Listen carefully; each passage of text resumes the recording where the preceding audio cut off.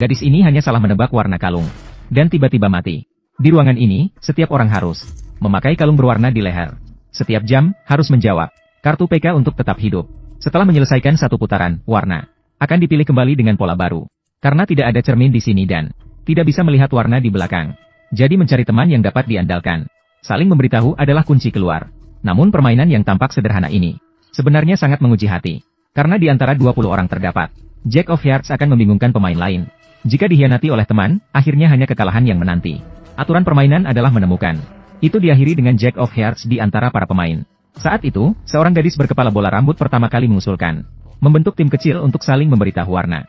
Untuk bertahan hidup, beberapa orang pun bergabung dengan timnya secara bergantian. Kemudian setiap orang bergantian memperlihatkan diri mereka, pola bunga mereka dan memastikan semuanya benar. Segera setelah putaran dia selesai, semua orang masih hidup. Pada putaran kedua, tim Maruko bersiap mengulangi tindakan sebelumnya. Namun mereka segera menyadari bahwa dengan cara ini tidak akan pernah menyelesaikan permainan. Pada saat itu, seorang pria kotak diserang oleh temannya. Kepala botak memukul dan memaksa dia untuk mengungkapkan pola bunganya. Melihat pria kotak terjatuh, rambut biru di sampingnya berbisik padanya. Memberitahunya itu adalah sekop. Di bawah ancaman lagi dari kepala botak, pria kotak mengungkapkan bahwa di belakangnya adalah pola sekop. Namun semua orang tahu bahwa di belakang kepala botak sebenarnya adalah kotak, tapi tidak ada yang berbicara. Pada saat itu, Maruko melihat pria kotak yang malang dan mengundangnya untuk bergabung dengan timnya. Setelah selesai putaran kedua, semua orang mulai masuk ke ruangan untuk verifikasi. Dan, tidak terduga, kepala botak juga menunjukkan pemain pertama yang tersingkir. Sekop. Kiryugenki. Setelah semua keluar, si adik Maruko mulai mengidentifikasi pria kotak-kotak sebagai J hati merah. Dan meminta semua orang untuk mengeliminasinya dalam putaran ini. Maka si adik Maruko memberitahu semua orang bahwa pria kotak ini adalah sekop untuk putaran ini. Dan anggota tim kecil itu juga dengan setuju memperdayanya. Sebenarnya, motif di belakang pria kotak ini adalah hati untuk putaran ini. Setelah pria kotak mati, semua orang baru menyadari bahwa permainan masih berlanjut. Dengan cepat, si adik Maruko kembali mengarahkan targetnya ke gadis berbaju kuning.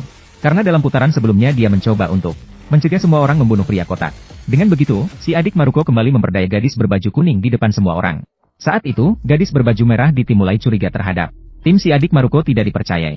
Meskipun semua orang memberitahunya bahwa di belakangnya adalah hati. Namun gadis berbaju merah itu tetap diam-diam bertanya kepada orang lain. Namun orang asing yang tidak saling mengenal memberitahu bahwa warna bunga Red Sister adalah MH. Sehingga semakin banyak orang yang mulai dieliminasi satu persatu. Pikiran semua orang mulai tegang. Paman yang terlalu tegang secara keliru menyebut bola sebagai hati adiknya sebagai wajib. Hal ini membuat adik Maruko mulai membenci dan memutuskan untuk menghilangkan paman. Namun pada saat yang sama, paman juga tidak tahan. Adik Maruko ingin menghilangkan paman. Dua rekan tim yang tersisa tidak dapat membuat keputusan. Mereka memutuskan untuk mengeliminasi keduanya. Dengan demikian, tim kecil yang saling membunuh akhirnya hancur. Kiryugu dengan demikian melanggar dan menghancurkan negara kecil yang saling membunuh. Saat ini, hanya tersisa 6 pemain semuanya berpasangan. Namun tak disangka, rekan tim berambut putih, Ah Wei, juga tidak tahan dengan tekanan. Pada putaran ini, Ah Wei memilih untuk menyerah dan ZS meninggal. Dan sekarang, bulu putih tanpa rekan tim lagi. Bagaimana Aki akan melewati putaran berikutnya? Selanjutnya, jantung merah pasti akan bertindak untuk mempengaruhi anggota lain untuk berpisah. Kondisinya menjadi buruk sekarang. Bulu putih harus mencari untuk bertahan hidup. Bulu putih harus mencari untuk bertahan hidup. Anggota dua kelompok lainnya memecah belah. Bulu putih menemukan pria berjaket abu-abu sendirian di antara camilan dan mengungkapkan bahwa pasangannya, bulu biru, dulu adalah pembunuh. Bahkan menyimpulkan bahwa bulu biru kemungkinan besar adalah jantung merah. Hanya tinggal 5 orang. Jantung merah pasti akan melancarkan serangan pada saat ini. Membuat situasi pria berjaket abu-abu menjadi sangat berbahaya sekarang. Asalkan pria berjaket abu-abu bekerja sama dengan bulu putih, maka dapat diketahui apakah bulu biru berbohong atau tidak. Namun, pria berjaket abu-abu tidak percaya pada bulu putih. Bahkan dengan sengaja menipunya bahwa kalungnya adalah jantung merah. Warna kartumu adalah sekop. Tolong lihat juga untukku. Hati merah.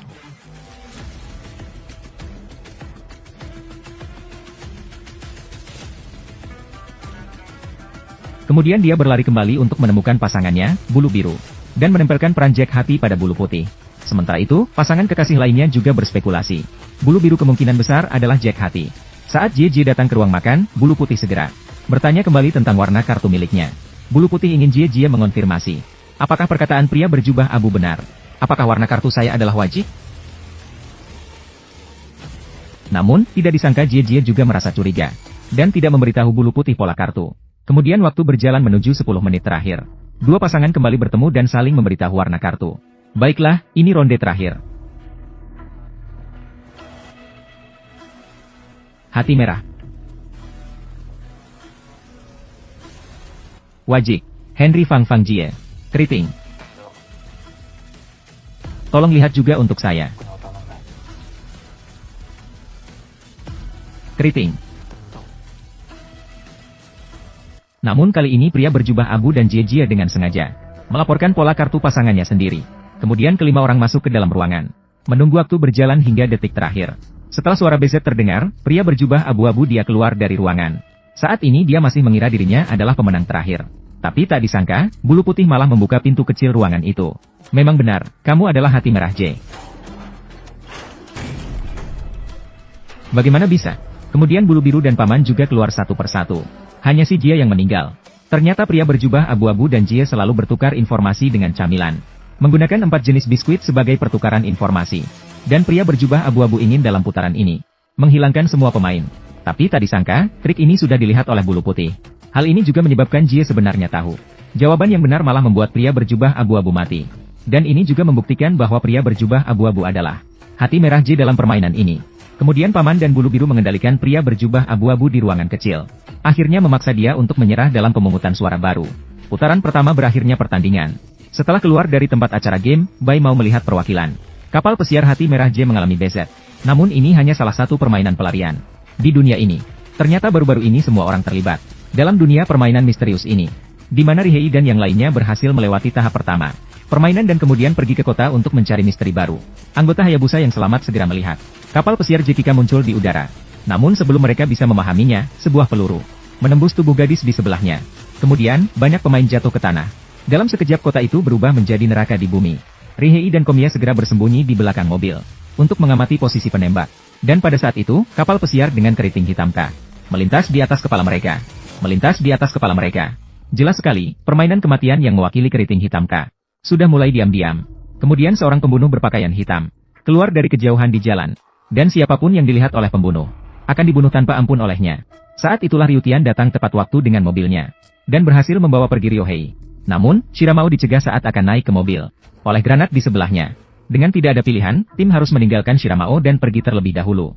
Setelah tenang, Ryohei menebak bahwa pembunuh adalah pengurus dari kartu keri hitam. Setiap permainan harus mengalahkan pengurusnya. Untuk mendapatkan kartu ini, sebelumnya mereka sudah mengumpulkan 40 kartu. Hanya dengan mengumpulkan Jekika mungkin mereka bisa keluar dari dunia permainan. Tanpa menunggu, pembunuh menembak mobil di belakang. Pemain mobil mengejar Ryohei dan yang lainnya. Ryutian, cepat sembunyikan diri. Saat itulah Anjie mengambil alih mobil. Kemudian diberi tenaga penuh berlari liar. Dan pembunuh di belakang mulai mengeluarkan senapan serbu untuk menembak mereka. Pada saat krusial mobil mengalami tabrakan membuat mobil terbalik. Setelah beberapa orang baru saja keluar, pembunuhan di belakang mulai menembaki kerumunan dengan gila. Ryota dan Miku bersama 2 orang lainnya pertama kali bersembunyi di sebuah gedung besar untuk mencari strategi pelarian. Gadis berbaju renang dan pria topi tiba di garasi bawah tanah. Mereka menemukan mobil diesel baru. Sementara Ryota dan Miku mencari makanan di supermarket untuk menjaga energi. Pada hari kedua, Ryota menganalisis aturan permainan tahap ini. Langit kota dipenuhi oleh beberapa kapal yang mewakili kapal pesiar dengan warna yang berbeda-beda. Setiap kartu mewakili satu permainan dan satu bos. Game dan bos. Ryota jelas tahu setiap permainan tidak akan saling mengganggu. Jadi jika ingin menghindari serangan pembunuh dengan kartu keriting K, jadi mereka harus ikut dalam permainan baru. Maka mereka memutuskan untuk pergi ke Haibin setelah melakukan pemungutan suara. Ikut serta dalam permainan yang mewakili klub Meihuaka. Karena Meihua melambangkan tim, mungkin peluang menang akan lebih besar. Namun yang mereka tidak tahu adalah apa yang menanti mereka. Mereka dihadapkan pada bahaya yang lebih besar. Dalam sekejap, keempatnya tiba di tempat permainan dengan mobil. Namun permainan ini memerlukan 5 pemain untuk dimulai. Dan pada saat itu, musim sebelumnya yang belum mati. Saudara laki-laki berbekas pisau keluar dan bergabung dengan tim. Tempat permainan mengumumkan pendaftaran 5 orang. Setelah berhasil, pintu permainan terbuka. Seluruh tempat permainan dikelilingi oleh kontainer. Pada saat itu, 5 orang yang mewakili klub Meihuaka. Pengelola datang mendekati dari samping. Dan permainan ini akan menjadi permainan hidup mati. Begitu disentuh lawan, akan tertembus oleh sinar laser ke kepala. Aturan permainan sangat sederhana. Kedua belah pihak terdiri dari 5 orang membentuk satu tim dan setiap orang memiliki 10.000 poin awal. Sebelum permainan dimulai, perlu untuk menegosiasikan alokasi sendiri. Berikan setiap anggota jumlah poin tertentu. Selama permainan, asalkan jumlah poin di tangan lebih tinggi dari lawan. Anda dapat mencuri 500 poin dari lawan jika poin Anda lebih tinggi. Ketika dua anggota tim berpegangan tangan, poin mereka akan digabungkan untuk melawan lawan. Pemain yang kehilangan poin akan menjadi lemah. Mereka harus kembali ke basis untuk mengalokasikan ulang poin. Jika dalam keadaan lemah, jika kedua pihak bersentuhan, itu akan memicu serangan petir tinggi. Di dalam arena permainan masih ada ini. 6 bonus poin item tersembunyi. Sementara itu, jika basis kedua tim disentuh oleh lawan, mereka akan langsung mencuri 10.000 poin. Pemain bertahan akan mendapatkan poin tak terbatas saat menyentuh basis. Begitu bersentuhan dengan pemain dengan poin tak terbatas, mereka akan langsung tersingkir. Hanya tim dengan poin tertinggi setelah waktu berakhir akan mendapatkan kesempatan untuk bertahan hidup. Seiring dengan pengumuman aturan selesai, pertandingan SW yang sebenarnya telah resmi dimulai. Ryohei mendistribusikan 100 poin kepada Topi G tetap di tempat untuk menjaga pangkalan. Sementara Little Mei dan gadis berbikini yang berlari cepat mendistribusikan 300 poin. Mereka yang berlari lambat akan mendapatkan poin yang lebih besar. Kemudian 1 poin besar dengan poin kecil. Bergerak mencari barang-barang. Dengan begitu, bahkan jika mereka menghadapi bahaya, mereka dapat bergandengan tangan untuk menghadapi lawan. Ryohei dan gadis berbikini pertama kali menemukan barang di dalam kontainer. Barang tersembunyi berhasil menambah 2000 poin. Namun ketika keduanya keluar, mereka bertemu. Pemimpin lawan, pria berambut panjang. Kedua kapten memutuskan Ryohei untuk bertarung sendirian. Melawan dia dalam pertarungan 1 lawan 1. Karena tidak tahu skor lawan. Yang diperlukan hanyalah keberuntungan dan keberanian. Dan setelah keduanya berhasil bersentuhan, tak terduga, skor Ryohei lebih tinggi dari pria berambut panjang. 2000 poin? Kalian tidak akan membagi 10.000 poin itu, kan? Bagi saya, rekan tim adalah mitra dalam suka dan duka. Setiap orang sama. Saat itu, Ryota juga mengetahui pasangan pria berambut panjang. Mereka hidup bersama dengan membagi skor secara merata. Setelah mengetahui skor lawan dengan jelas, Xiao Mei dan Scarpace juga berhasil mendapatkan 500 poin dari pria berbaju merah. Dalam waktu setengah jam, tim Ryota sementara memimpin dengan 5.000 poin. Sementara di sisi lain, tim pria berambut panjang menghadapi ketertinggalan skor. Namun sama sekali tidak merasa gugup. Ternyata mereka sudah merencanakan untuk menyerang basis saat Ryota tidak berada di tempat. Saat itu, Head Guy melihat mereka semua mendekat. Segera menyentuh basis dan membuatnya menjadi tak terbatas.